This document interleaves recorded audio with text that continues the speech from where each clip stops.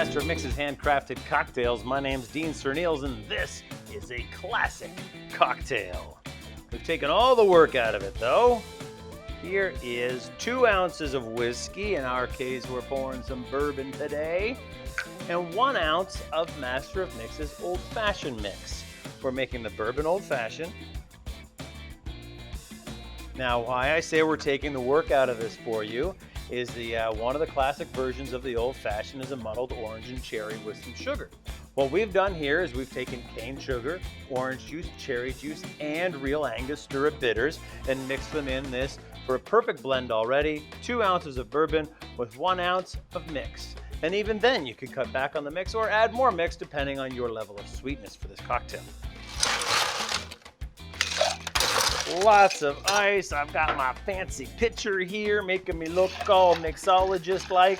And we'll stir this around.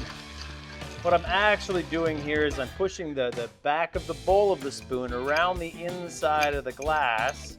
All right, so I'm not stirring this up and down. I'm stirring this around just so that the ice cubes kind of all move as one mass, stirring the liquid around. What we want to do here is we're taking the cold outside of the ice off without agitating the cocktail too much. Now, I live by a motto that says, stir it forever and then a little longer. You may not. I like to stir it up, and I like to try to make sure that this cocktail is absolutely perfect when I serve it.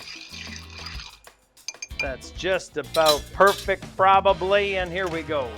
We're gonna pour this over top of a nice clear block of ice.